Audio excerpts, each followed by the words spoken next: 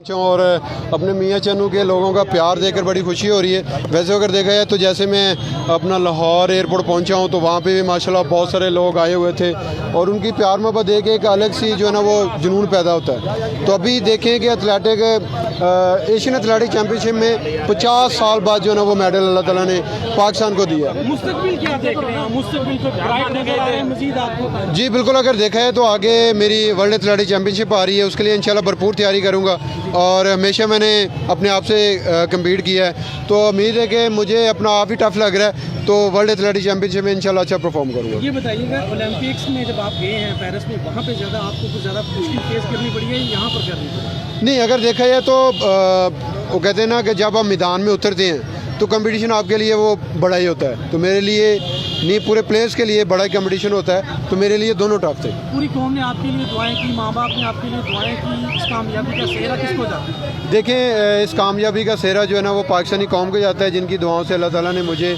आज gold medal से नवाजा और ये 50 साल बाद आया। और उसके साथ साथ जो मेरे कोच हैं सलमान इकबाल भट्ट साहब हैं, हमारी एक टीम है, पाकिस्तान स्पोर्ट्स बोर्ड है, पंजाब स्पोर्ट्स बोर्ड है और वापडा लेस्को जिन्होंने मुझे जॉब अल्हम्दुलिल्लाह दी हुई है और उसके साथ साथ एथलेटिक फेडरेशन है, तो इन सब के तामन से अल्लाह ताला ने जो gold medal championship world championship में क्या किरदार अदा करना चाहते हैं? अभी देखें कि 4 माह मेरे ख्याल में पड़े हुए हैं तो इंशाल्लाह तैयारी हमारी जारी है।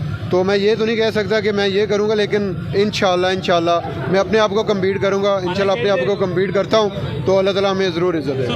Thank you.